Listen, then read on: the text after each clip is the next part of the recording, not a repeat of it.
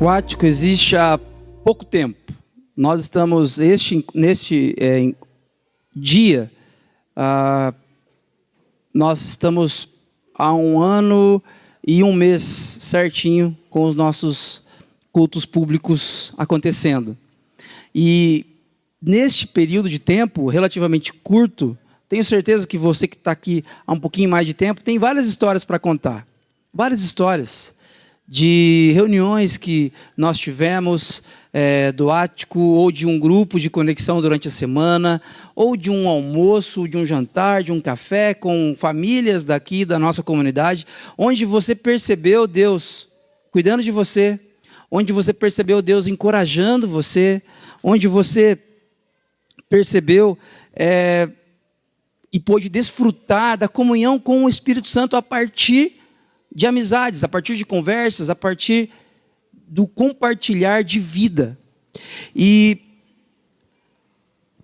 agora, quando eu olho para essa série de mensagens, um reino de amigos, e eu entendo que isso aqui é um grupo de amigos que está crescendo e desenvolvendo relacionamentos centrados em Cristo, saber disso, eu ficar sabendo que vocês têm sido encorajados, que vocês têm desenvolvido bons momentos de amizade. Isso alegra o meu coração. Se eu contar para vocês que a partir de vocês eu tenho sido abençoados, vocês como sendo meus amigos, vocês vão ficar felizes com isso. Isso vai alegrar o coração de vocês. Se vocês convidarem um amigo que está precisando ouvir uma palavra de esperança, uma palavra de conforto, e esse amigo atende ao seu convite, ele vem ao nosso encontro. Depois do nosso encontro, esse amigo diz para você: obrigado pelo convite. O que eu vivi ali, as canções, as orações, a palavra falou comigo, muito obrigado. Você como amigo dessa pessoa vai ficar feliz com isso. Nós ficamos felizes quando a alegria do outro nos atinge. Isso nos completa. Isso faz com que nós sejamos mais completos, mais quem nós fomos criados para ser. Como amigo de vocês, como um grupo de amigos que nós temos desenvolvido, uma família aqui no Ático, eu quero propor hoje, a partir desse tema maior, uma reflexão para a alegria dos nossos amigos. Nós somos especialistas em buscar, em querer a nossa própria alegria. Vivemos em um mundo onde o individualismo é um valor. Mas, a partir da sabedoria bíblica, nós somos encorajados e convidados a viver uma vida para a alegria dos outros. Olha que coisa nova. Não para a minha alegria, mas para a alegria dos meus amigos, para a alegria de vocês. Eu quero convidar vocês a pensar comigo que isso acontece, por quê? Porque verdadeiros amigos se alegram quando percebem que nós temos nos tornado pessoas mais maduras. Verdadeiros amigos se alegram quando você dá passos de maturidade. Amigos que não são verdadeiros ficam até tristes quando você se torna mais maduro, porque você de repente deixa de ser uma companhia para algumas ocasiões. Mas quando você se torna uma pessoa mais madura e especialmente mais parecida com Jesus, os seus verdadeiros amigos se alegram. Quando eu me torno uma pessoa mais parecida com Jesus, isso causa alegria em vocês. Isso completa uma alegria que nós buscamos juntos. Gente, do que eu estou falando? Quando a gente olha para a carta de Paulo, no capítulo 2... na carta de Paulo aos Filipenses, nós nos deparamos com esse texto. E eu gostaria que vocês se lembrassem que Paulo é amigo dos cidadãos, cidadãs, discípulos e discípulas de Jesus que vivem na cidade de Filipos. Eles têm uma relação de amizade e eles estão trocando aqui. Paulo envia essa carta para os filipenses e eles estão tendo acesso a isso, mas não é uma carta de um pastor, de um líder, não, é uma carta de um amigo. É uma carta de amizade. E nessa carta, Paulo está falando a partir de uma situação complicada. Paulo está preso, provavelmente em Roma. entre os anos 60 e 63 depois de Cristo. Paulo não está na praia, não está na casa de campo, Paulo não está de férias. Paulo está preso, vivendo dias difíceis, e ele envia uma carta para os cidadãos e cidadãs, discípulos de Jesus em Filipos, e ele diz, a partir do capítulo 2, o seguinte: se por estarmos em Cristo, nós temos alguma motivação, alguma exortação de amor, alguma comunhão no Espírito, alguma profunda afeição e compaixão, completem a minha alegria. Paulo está fazendo aqui como que perguntas retóricas, do tipo, vocês têm vivido alguma exortação de amor? Vocês têm compartilhado exortações de amor? Aí o pessoal responde, sim. Vocês têm vivido algum tipo de comunhão no Espírito? Sim, nós temos vivido. Vocês têm alguma afeição profunda e compaixão entre vocês, cidadãos, discípulos, discípulas de Jesus aí na cidade de Filipos? E eles respondem, sim, nós temos vivido isso. Se eu perguntasse para vocês hoje, nós como discípulos e discípulas de Jesus aqui no Ático, encontro após encontro, desde o dia 5 de março de 2023, nós temos vivido dias especiais, domingo após domingo? Nós temos nos encontrado, vez ou outra, não sempre, porque a nossa agenda não permite muitas vezes, mas nos encontrado para um cafezinho, nos grupos de conexão, em algum aniversário, e onde algumas famílias estão ali. E esses encontros, esses dias, eles são especiais, não são? Aí Paulo, ele pergunta isso para dizer, então façam o seguinte com isso, completem a minha alegria.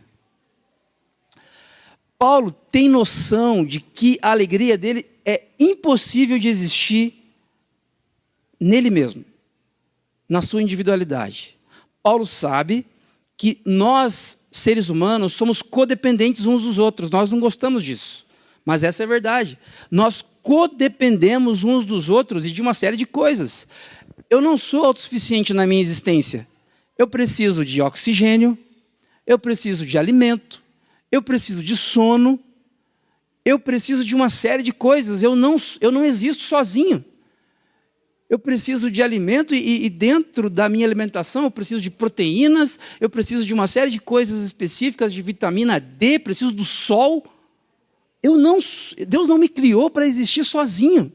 Deus me criou para existir diante de uma criação que produz alimentos. Deus me criou para eu precisar dessa substância chamada água. Deus me criou para eu precisar do sol. Deus me criou de uma forma que eu dependa de tudo isso, mas especialmente dependa de vocês.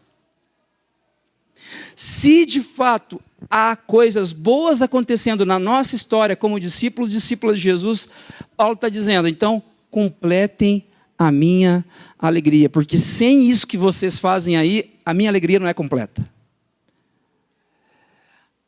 Aí os filipenses estão lendo essa carta, ou ouvindo essa carta sendo relatada a eles, e eles perguntam, ok, obrigado Paulo pela consideração, obrigado porque você espera que nós completemos a sua alegria. A pergunta é, como que a gente faz isso? Como, Paulo, que a gente vai completar a sua alegria? Aí em Roma, preso, como que nós podemos na prática completar a sua alegria? Como, amigos e amigas, eu posso completar a alegria de vocês? Como que vocês podem completar a minha alegria? Como que nós podemos completar a alegria um do outro? Paulo continua e ele diz o seguinte, tendo o mesmo modo de pensar, tendo o mesmo modo de pensar, o mesmo amor, um só espírito e uma só atitude. Nada façam por ambição egoísta ou por vaidade, mas humildemente considerem os outros superiores a vocês mesmos. Cada um cuide não somente dos seus interesses, cuide dos seus interesses também, mas não apenas isso, cuide também dos interesses dos outros. Presta atenção nisso. Essa expressão aqui que está destacada, ela funciona como sendo o norte de tudo que Paulo vai falar. Então é como se ele dissesse, tenham o mesmo modo de pensar. Se vocês tiverem esse modo de pensar, o mesmo modo de pensar, algumas coisas boas vão acontecer a partir disso. Que coisas? A primeira delas, vocês vão ter o mesmo amor, um só espírito e uma só atitude. Olha só, gente, parece impossível isso aqui, porque nós estamos aqui num grupo de pessoas onde cada um de nós individualmente tem uma opinião a respeito disso, daquilo e daquilo outro. E olha o que Paulo está dizendo, tem o mesmo modo de pensar. Se vocês tiverem o mesmo modo de pensar, a primeira consequência é, vocês vão ter o mesmo amor, um só espírito, uma só atitude. A segunda consequência é, vocês vão considerar os outros superiores a vocês mesmos. Vocês não vão se considerar melhor do que ninguém. A vida não vai ser sobre vocês, vai ser sobre a alegria dos outros. Vocês vão considerar o próximo superior a vocês mesmos. E uma terceira consequência é, cada um vai cuidar não somente dos seus interesses, mas dos interesses dos outros também. Sabe o que Paulo está fazendo aqui, gente? Ele está desejando. Paulo está sonhando. Isso é um desejo. Por quê? Essa expressão aqui, tendo o mesmo modo de pensar, essa expressão é muito importante na carta de Paulo aos Filipenses. Essa expressão é uma expressãozinha que ela vem de uma palavra grega que não encontra tradução no português. Não há tradução no português. Tanto é que se você tiver uma Bíblia antiga na sua casa, versão João Ferreira de Almeida corrigida, ou até atualizada mesmo, essa expressão aqui muitas vezes está traduzida como sentimento. Sentimento. As versões mais recentes, a NVI, por exemplo, traduz como atitude. A mesma expressão, traduzida por vezes sentimento, por vezes atitude. Por que isso acontece? Porque é uma palavrinha difícil, que não existe tradução precisa no nosso português. Essa palavrinha é frônesis. Frônesis significa algo como que assim, consciência correta a respeito de algo que precisa ser feito. Consciência correta. Mas não apenas consciência correta, uma vontade correta. Eu sei que isso aqui é o certo, que isso aqui precisa ser feito e eu quero fazer isso. Mas não apenas consciência e não apenas vontade, mas uma atitude correta também. Eu sei que isso é certo, eu quero fazer o que é certo e eu faço o que é certo. Então, olha o que Paulo está dizendo. Vocês tenham a mesma frônesis, tenham a mesma vontade, tenham a mesma consciência do que é certo e tenham a mesma atitude. Se vocês forem assim, vai acontecer isso, isso e isso. Agora, essa palavrinha aqui, gente, presta atenção nisso. Essa é uma informaçãozinha pode parecer um pouquinho chata, mas ela é importante. Esse verbo, frônesis aqui, traduzido por modo de pensar, esse verbo está no subjuntivo. No grego, sabe o que significa isso? É um desejo. É quase uma utopia. Paulo está desejando, Paulo está assim, puxa, se vocês estão vivendo coisas boas aí, se vocês se amam em Cristo, se o Espírito Santo está agindo entre vocês, então completem a minha alegria. Deixa eu sonhar aqui. Tendo a mesma frônesis. Paulo está sonhando. Paulo está desejando. Paulo está esperançando, olhando para o futuro. E por que isso é uma esperança mesmo, é um sonho, e nós temos dificuldade com isso? Porque na igreja de Filipos, assim como aqui no Ático, cada pessoa pensa de um jeito. Você tem uma impressão digital que diferencia você de qualquer outro ser humano que já existiu, que existe ou que existirá. Você é especial do seu jeito. E é interessante você entender isso, porque, por vezes, a minha opinião diferente da sua, ela pode parecer, dependendo da perspectiva, egoísmo, orgulho, sei lá, falta de boa vontade da minha parte. Mas, por outro, olha que riqueza de diversidade que nós temos. Cada um tem um ponto de vista. Então, como que Paulo está desejando isso aqui? E como que isso é possível, gente? Termos a mesma frônesis? É impossível, na verdade. É impossível. Por que quando nós estamos neste momento, com essa comunidade nascendo, por que muitas vezes nós nos vemos em atritos? Puxa, mas o Carlos podia fazer assim, em vez de fazer assado? O Rubem poderia conduzir dessa forma e não assim? Por que nós temos inúmeras divergências? Porque somos pessoas diferentes.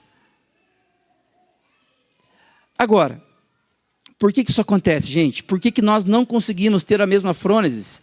Por que via de regra, nós não conseguimos ter o mesmo modo de pensar? Por que nós nos degladiamos nas redes sociais com quem pensa diferente de nós? Por que as famílias, durante as eleições, nos seus grupinhos de WhatsApp, têm encontrado inúmeros atritos? Sendo que Paulo disse para nós, discípulos e discípulas de Jesus, que é para nós termos a mesma frônesis. É para nós termos o mesmo modo de pensar. Por que isso é tão difícil?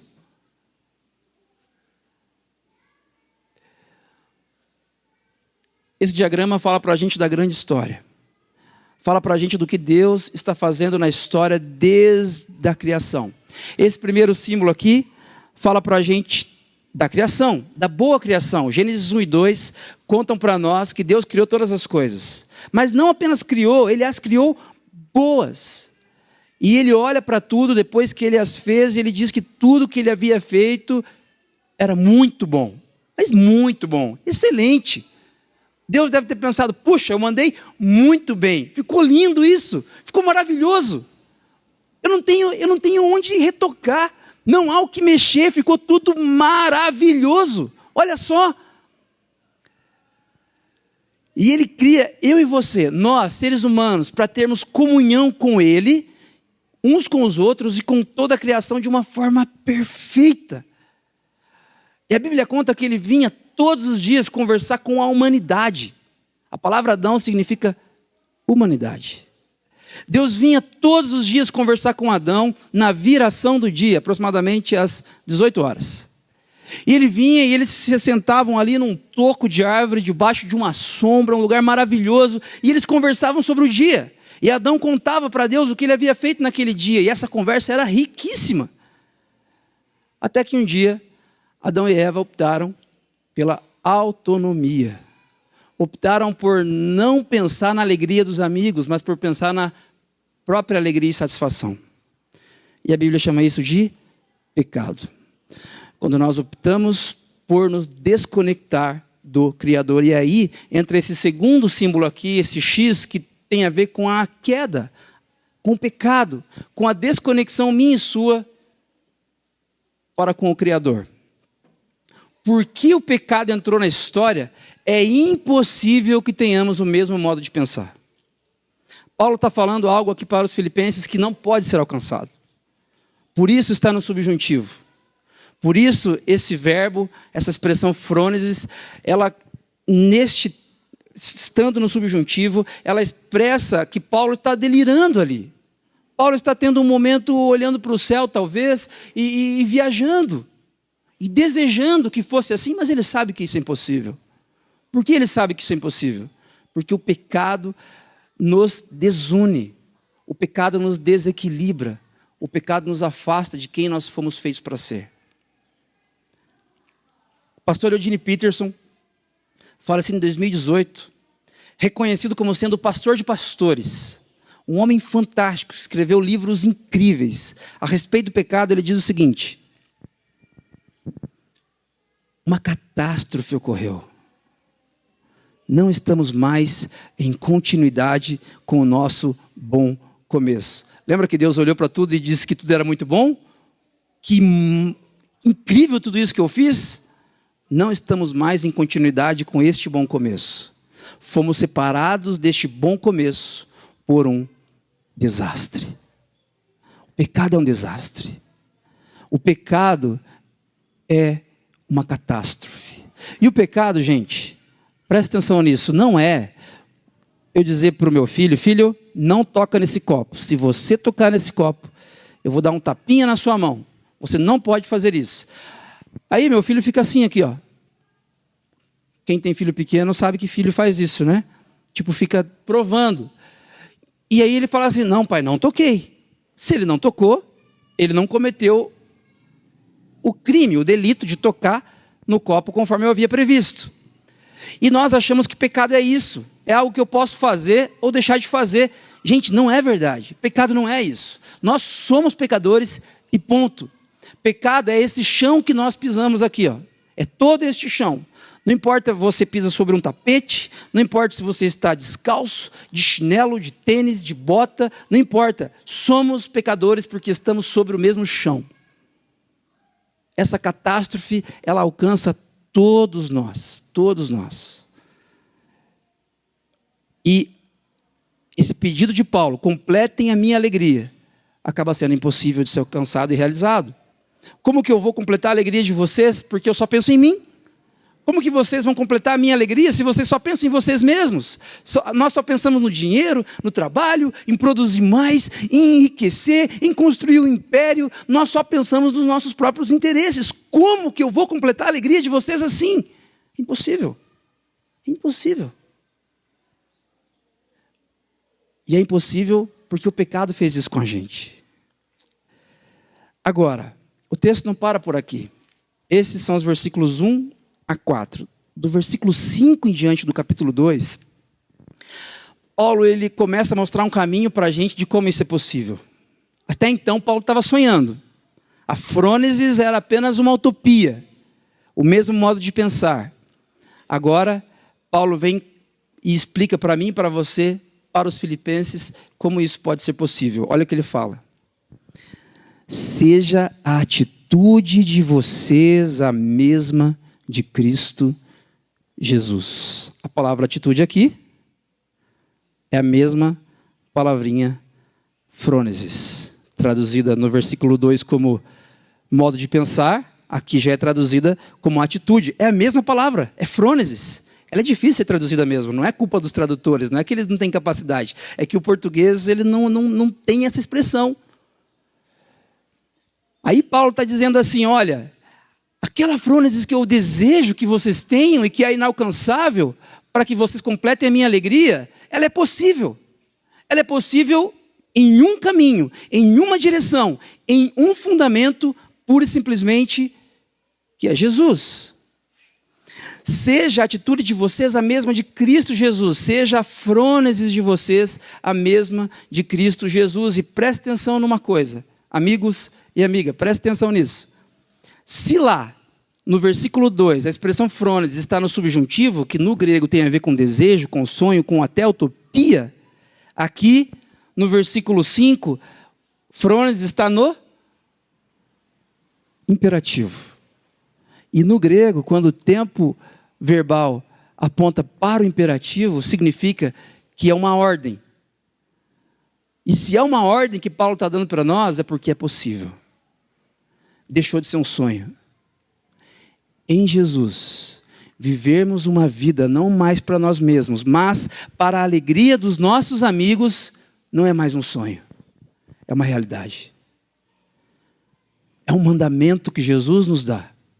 Ah, Carlos, mas eu não consigo, porque alguns amigos eu até consigo, mas outros, pelo amor de Deus, são muito carne de pescoço.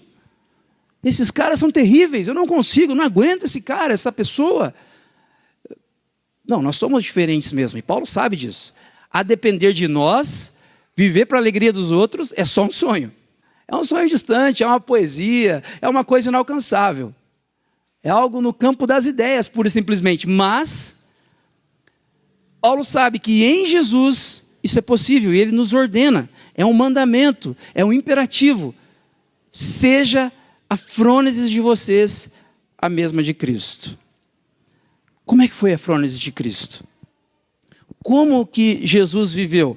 E é interessante isso, gente, porque a palavra frônesis, relembrando, ela significa consciência correta, vontade correta e atitude correta. Porque o que acontece? Saber o que é certo, muitas vezes nós sabemos.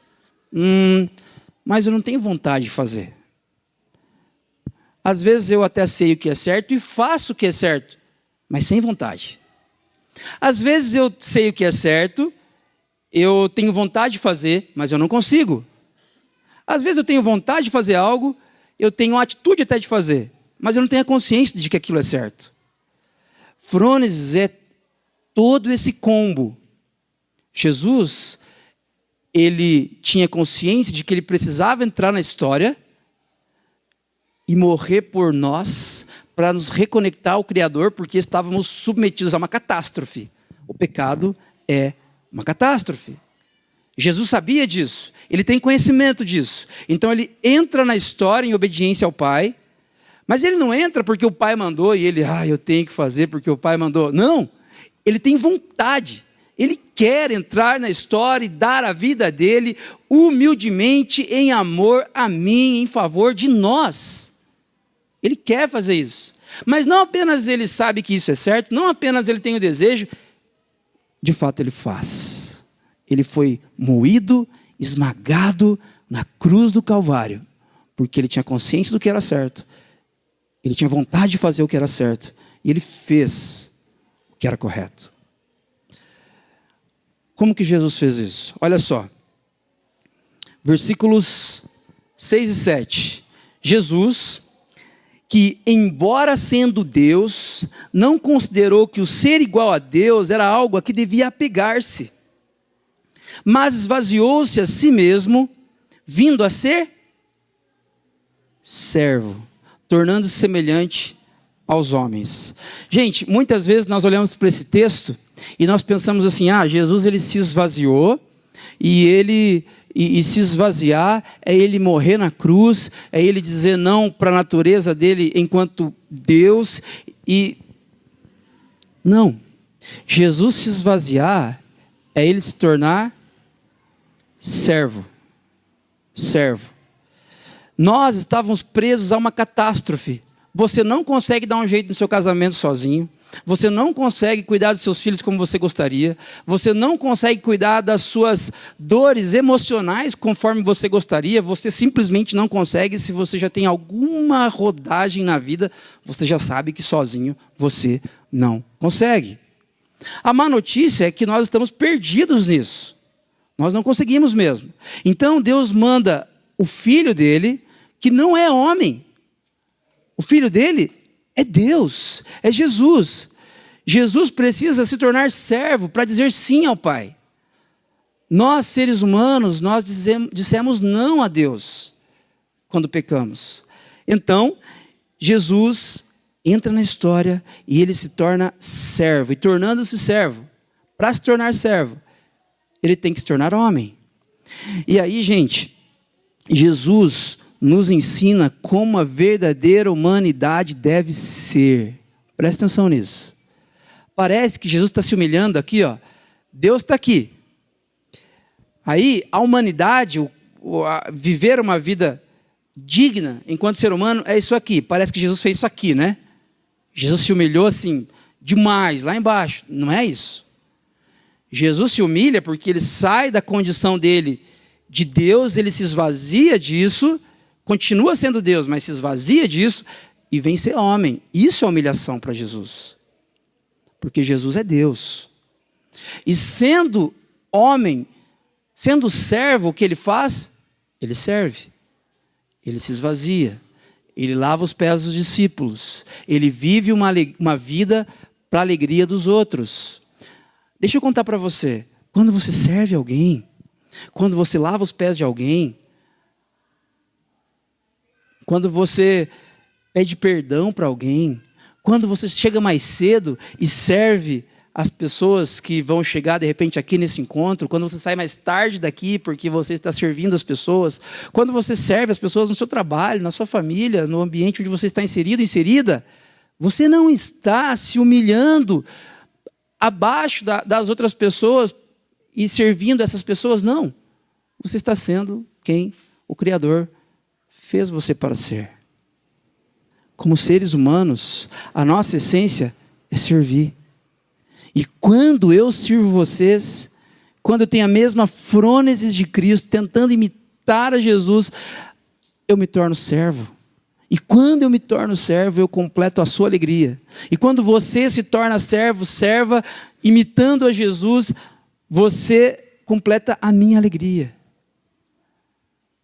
A nossa alegria, a alegria do discípulo e da discípula de Jesus não tem a ver com dinheiro. É bom ter dinheiro. Não tem a ver com posses. É bom ter uma casa boa, ter um sítio para você ir vez ou outra e passear ou morar lá. É bom. Mas não é essa a nossa alegria. A alegria do discípulo e da discípula de Jesus é completada, ela existe a partir dos outros, a partir das peças se encaixando para a glória de Deus. Eu quero que você repense um pouquinho a sua caminhada, o seu desenvolvimento de espiritualidade. Muitas vezes, em algumas religiões e até em comunidades cristãs evangélicas, os líderes dizem assim: olha, você foi chamado para ser cabeça e não cauda.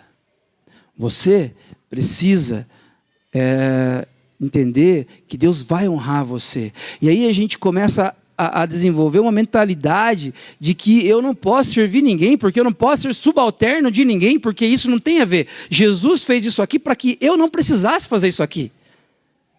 Jesus se esvaziou para que eu não precisasse. Não, gente, o propósito da sua existência é você imitar a frônesis de Cristo.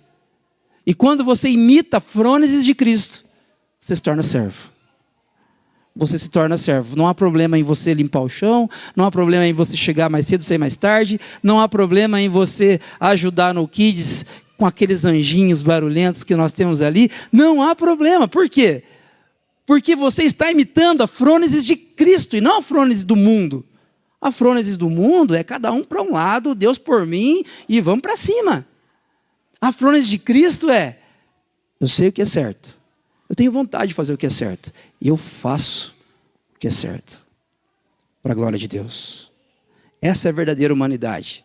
Parece que Jesus está se desumanizando aqui, servindo as pessoas. Não, isso é ser humano. Não ser humano é eu não servir você. Quando eu não sirvo você, porque, não, isso aí é me rebaixar. Isso é desumanidade. Agora, quando eu sirvo você, eu sou verdadeiramente humano e mais, eu gero alegria em você. Alegria de você poder ser completa. O texto continua e diz que depois que Jesus faz esse movimento de se esvaziar e de se tornar servo semelhante aos homens, o texto diz: sendo encontrado em forma humana, humilhou-se a si mesmo e foi obediente até a morte mais humilhante, a morte mais terrível, a morte de cruz. Jesus, ele tinha consciência de que ele precisava fazer isso. Horas antes de Jesus ser crucificado, ele está num lugar chamado Getsemane, e Jesus ora para o Pai. E Jesus começa a dizer para o Pai: Pai, se possível, se tiver uma outra solução aí, passa de mim esse cálice. Porque eu sei que é isso que eu preciso fazer. Mas Jesus completa: contudo, seja feita a sua vontade, não a minha. A frônesis de Cristo é completamente submetida à frônesis do Pai. Por isso, Jesus vai até o fim por nós. Gente, preste atenção nisso. Jesus vai até o fim para que hoje você viva uma vida para a alegria dos seus amigos e não para si mesmo. Jesus foi até o fim para que hoje você não fosse mais um escravo de você mesmo. Muitas vezes nós olhamos para o passado, para a história bíblica, e nós ficamos assim imaginando como é ser escravo de um senhor. Escravo mesmo. Como é? Talvez a gente saiba, porque somos escravos da nossa própria vontade. Talvez a gente saiba, só que a gente não quer enxergar que temos sido, sim, escravizados por nossa própria vontade. E a Bíblia chama isso de pecado. Agora, porque Jesus obedeceu ao Pai, olha o que acontece. Olha o que Deus faz. É Deus quem faz, presta atenção nisso. Versículo 9 a 11. Por isso, Deus o exaltou a mais alta posição e lhe deu o nome que está acima de todo nome, para que ao nome de Jesus se dobre todo joelho, nos céus, na terra, debaixo da terra, e toda língua confesse que Jesus Cristo é o Senhor. A palavra Senhor aqui é Kyrios, que significa dono de tudo. Dono. Jesus é quem manda. Jesus é quem manda no meu coração, Jesus é quem manda nas minhas vontades, Jesus é quem manda nos meus relacionamentos, Jesus é quem manda em como eu faço a gestão dos meus recursos, Jesus é quem manda em como eu me comporto no meu ambiente de trabalho, Jesus é quem manda em mim, porque Ele tem a frônesis perfeita. Deus o exaltou, Deus o exaltou, Deus o exaltou.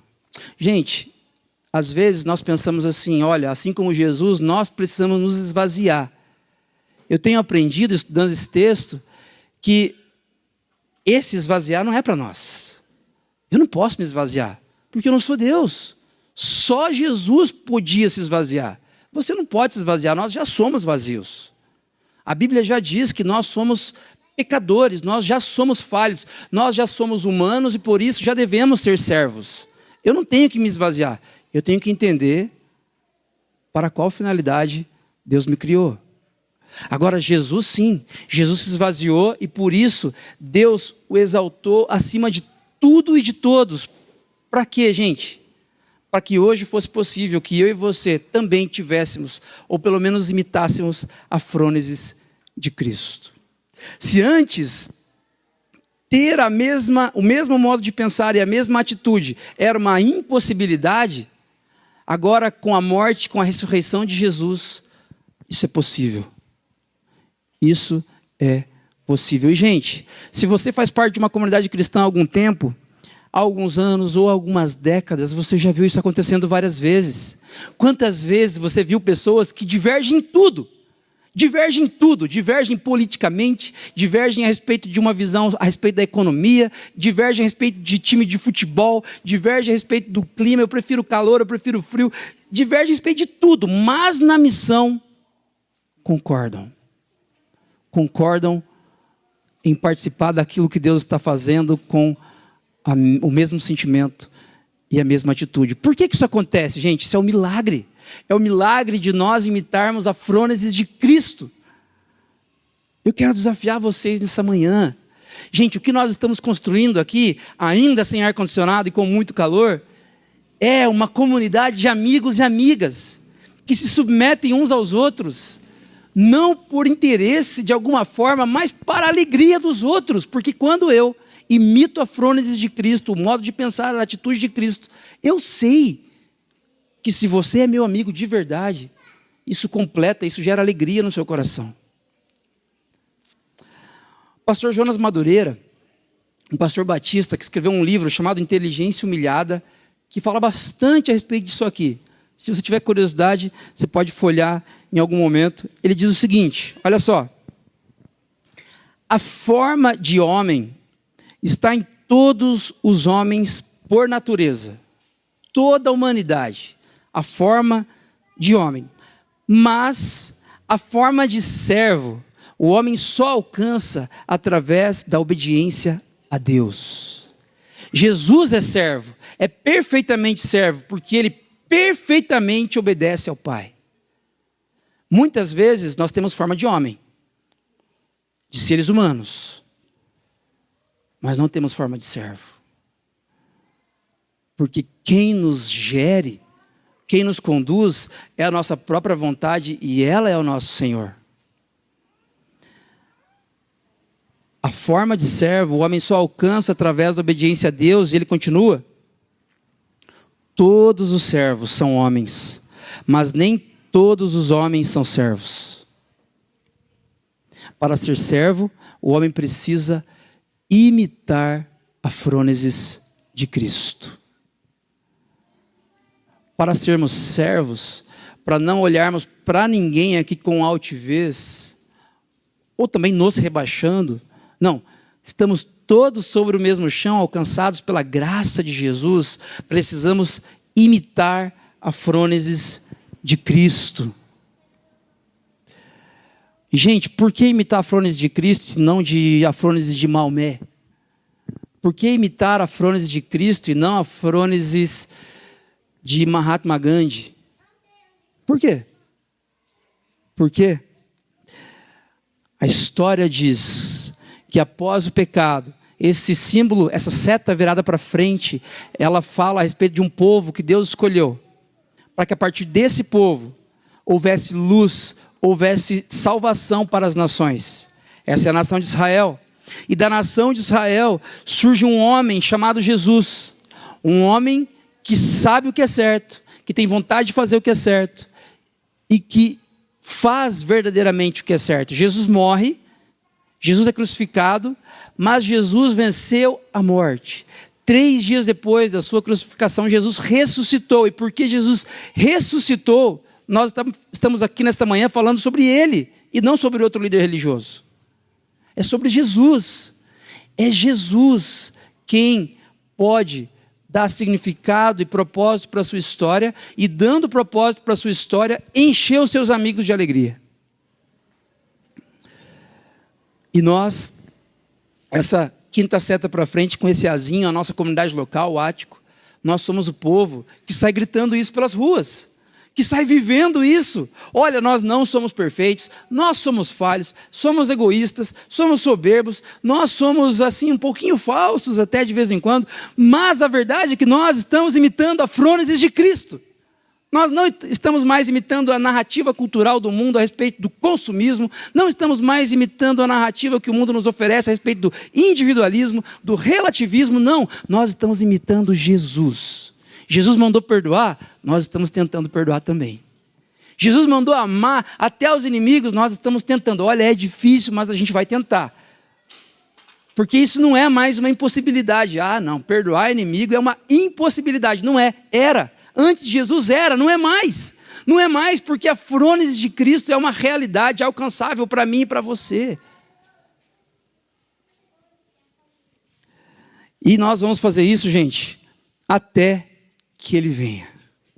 Até que Jesus, que o reino de Deus seja totalmente perceptível entre nós. Isso não é um fardo para mim e para você. Porque como eu amo muito vocês, como nós somos amigos, quando eu tento imitar a frônesis de Cristo, fazendo algo que não necessariamente eu quero fazer, eu sei que isso redundará em alegria para você. Porque quando eu for mais parecido com Jesus, os meus amigos se alegrarão. Quando vocês forem mais parecidos com Jesus, quando você puder dar um tapão na cara do seu agressor, e você, assim como Jesus, virar outra face, que não significa ser trouxa. Virar outra face, naquele contexto, significava você inviabilizar que a pessoa continue agredindo você. Quando você faz isso, imita Jesus, eu que sou seu amigo, eu falo, puxa, que legal. Fulano, fulana, está imitando a Jesus. Isso completa a minha alegria. Se de fato somos verdadeiramente amigos, nós nos alegramos quando os nossos amigos se parecem mais e mais com Jesus. O que a gente pode levar para casa a respeito dessa frônesis, a respeito desse Jesus que possibilita para nós o que antes era impossível? O que antes era impossível. Olha só. Primeiro, somente quando imitamos a frônesis de Cristo, somos quem nós fomos criados para ser. Reis e rainhas, príncipes e princesas, donos de todas as coisas, filhos do rei, portanto, temos que ter acesso a tudo que é bom? Não. Você não foi criado para ser isso. Você foi criado para ser servo e serva. Essa é a sua natureza. E a palavra servo é uma palavrinha bonitinha para escravo. E a palavra escravo, no frigir dos ovos, significa: você não tem vontade. Quem tem vontade sobre a sua vida, quem exerce vontade sobre a sua vida, é o seu Senhor. A boa notícia é que o nosso Senhor, Ele é bom. A vontade dEle é boa, agradável e perfeita. O reino de Deus é o reino de justiça, de paz e de alegria no Espírito Santo de Deus. Vale a pena se submeter a esse Senhor. Vale a pena nós nos submetermos a Jesus. Vale a pena você imitar a frônesis de Cristo. Somente quando imitamos o jeito de Jesus pensar e agir e sentir, é que somos de fato quem nós fomos criados para ser, servos e servas. Segunda coisa, somente quando somos servos e servas, vivemos vidas que completam a alegria dos nossos amigos e amigas. Talvez você que é meu amigo, e você está desnutrido de felicidade, de alegria, talvez seja culpa minha isso. Porque eu não tenho imitado a frontes de Cristo, e não tenho completado a sua alegria. Se um irmão aqui da nossa comunidade está carecendo e padecendo por falta de alegria, é porque o restante da comunidade não tem tentado e se esforçado em imitar frontes de Cristo. O contrário também é verdadeiro.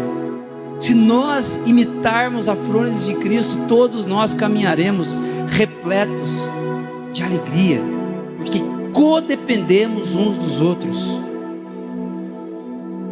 E por último, o reino de amigos é possível porque Jesus, a partir de sua obra redentora, reconectou ao Pai todas as coisas.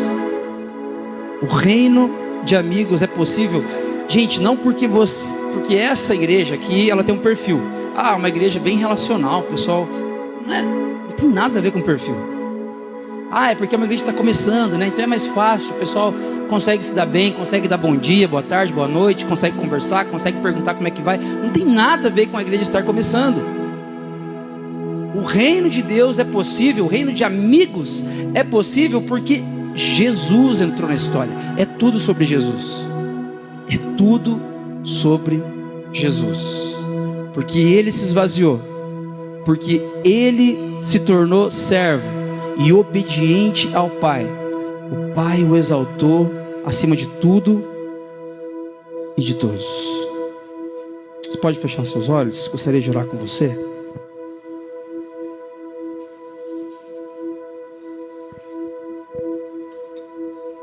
Deus de graça, obrigado.